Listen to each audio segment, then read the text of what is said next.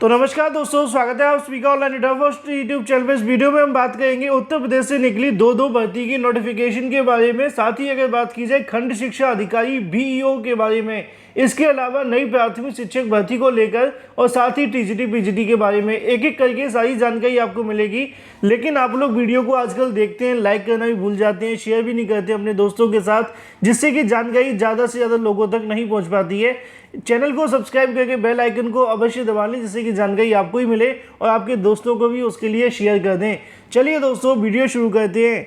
शुरुआत करेंगे सबसे पहली अपडेट के बारे में, जो कि संबंधित है गुड न्यूज़ के बारे में, क्योंकि दो भर्ती की यहाँ से जो नोटिस है वो जारी कर दी गई है और दोनों ही खुशखबरी भी है। सबसे पहली नोटिस आप सभी को देखने के लिए मिलती है उत्तर प्रदेश अधीनस्थ सेवा चयन आयोग के माध्यम से, जहां पर जानकारी दी जाती है कि 27 जुलाई 2022 को आवश्यक सूचना जारी होती है आयोग के द्वारा विज्ञापन GO4 परीक्षा 2022 को लेकर पीईटी, जिसको कहते हैं प्रारंभिक अर्हता परीक्षा के अंतर्गत आवेदन शुल्क जमा आवेदन सबमिट करने की जो अंतिम तारीख है वो अपरिहार्य कारणों के चलते 27/7/2022 से बढ़ाकर 31/7/2022 कर दी गई है। इन शॉर्ट ये है कि भाई पीईटी के लिए आपने जो आवेदन करना चाहते हैं, अभी तक जिन्होंने आवेदन नहीं किया है वो जाकर आवेदन कर सकते हैं, क्योंकि तारीखें बढ़ा दी हैं। सिर्फ आपको फीस जमा करने का मौका मिलेगा। वहीं दूसरी तरफ बात की जाए अपनी दूसरी अपडेट के बारे में, जो कि संबंधित है यूपीपीएससी की तरफ से जारी नोटिफिकेशन के बारे में। यूपीपीएससी की तरफ से भी आज की तारीख में नोटिफिकेशन जारी करते हुए जानकारी दी गई है।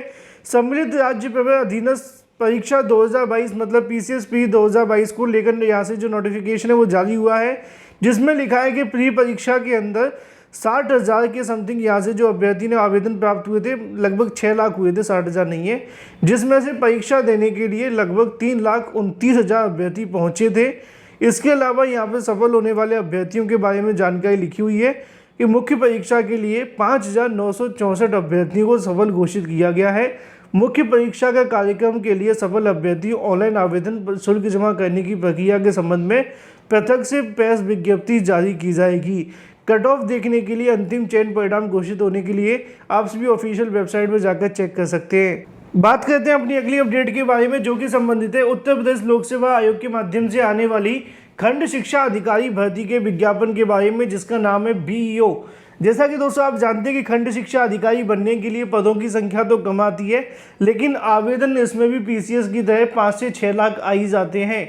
इस परीक्षा के लिए बहुत सारी चीज़ें देखने के लिए नहीं मिलती, क्योंकि बस आपकी ग्रेजुएशन होनी चाहिए और ग्रेजुएशन के साथ में आप सभी के पास में BEd होना चाहिए, बस इतना ही काफ़ी है। और इसके साथ आप खंड शिक्षा अधिकारी में आवेदन कर सकते हैं। सवाल ये है कि खंड शिक्षा अधिकारी का नोटिफिकेशन कब तक जारी होगा। तो यूपीपीएससी के माध्यम से अभी तक जो जानकारियां मिली हैं उसके मुताबिक बहुत जल्द आप सभी का जो इंतजार है वो समाप्त हो जाएगा और अगस्त माह के अंदर ही खंड शिक्षा अधिकारी भर्ती का विज्ञापन यहाँ से जारी कर दिया जाएगा। खासकर BEd वाले अभ्यर्थियों के लिए अच्छी खबर ये है कि वो अपनी तैयारी खंड शिक्षा अधिकारी के अनुसार करते रहें। नोटिफिकेशन के लिए ज़्यादा इंतजार आपको नहीं करना पड़ेगा।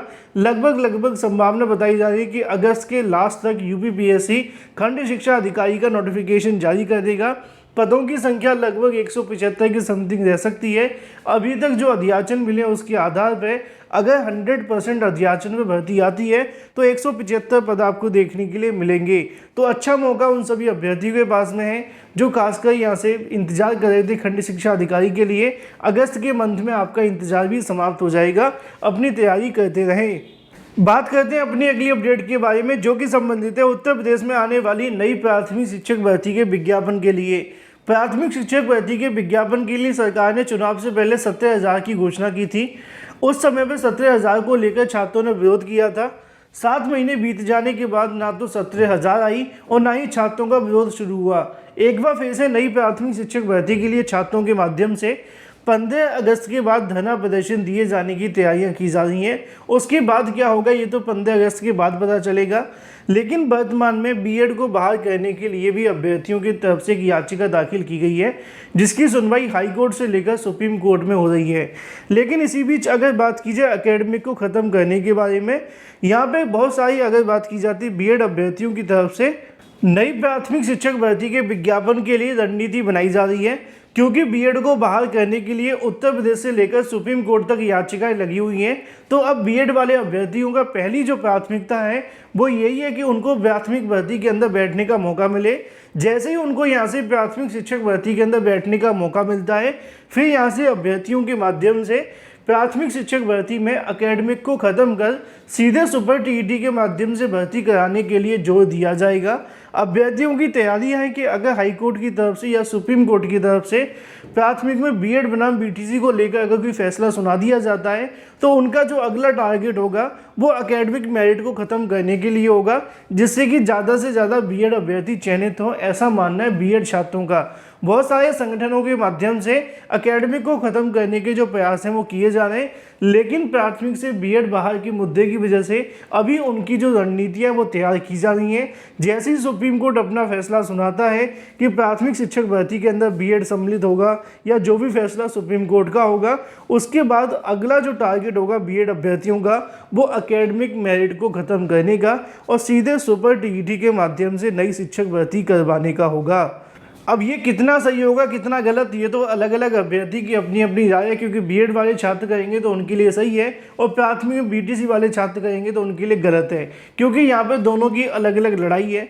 बीएड वाले अभ्यर्थी इस बात को लेकर आगे आते हैं कि एकेडमिक को खत्म कर दिया जाए, बीटीसी वाले अभ्यर्थी इस बात को लेकर आगे आते हैं कि या तो उनको वरीयता दी जाए या फिर बीएड को बाहर कर दिया जाए। वर्तमान में बीएड बनाम बीटीसी के मामले कोर्ट तक जा चुके हैं। आगामी भविष्य के अंदर अगर बीएड प्राथमिक शिक्षक भर्ती के अंदर इसी तरह शामिल रहता है तो एकेडमिक को खत्म कर सीधे सुपर टीईटी से भर्ती की जो मांग है वो रखी जाएगी। बाकी आप क्या कहते हैं कमेंट करके अवश्य बताएं। वीडियो को लाइक कर दें, साथ ही शेयर कर दें और चैनल को सब्सक्राइब कर लें।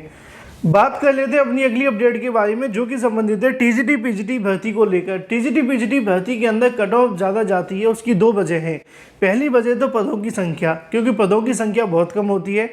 आवेदन करने वाले लाखों में देखने के लिए मिलते हैं, 10 से 12 लाख आवेदन आ ही जाते हैं और पदों की संख्या हमेशा से ही कम रही है। जब पहले भर्ती निकली थी तो 8000 पदों पे थी, पिछली बार भर्ती निकली 15000 पदों पे थी, इस बार तो हद ही हो गई कि 4000 पदों पे भर्ती को निकाल दिया गया।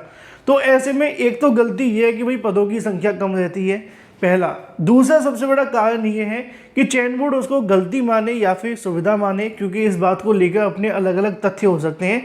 जैसे कि मान लीजिए कि आपकी परीक्षा आपकी होम डिस्ट्रिक्ट के अंदर होती है। होम डिस्ट्रिक्ट भी ये नहीं कि 10-5 किलोमीटर की दूरी पे, ऐसा भी देखा गया है कि आपके 1-2 किलोमीटर के दायरे के अंदर ही आपकी परीक्षा करवा ली जाती है। इससे दिक्कत क्या होती है कि आसपास सेटिंग और जुगाड़ वाले जो अभ्यर्थी हैं वो सक्रिय हो जाते हैं और ज़्यादातर अपने जुगाड़ कराने के लिए भर्तियों बैठकर धांधली भ्रष्टाचार कर देते हैं।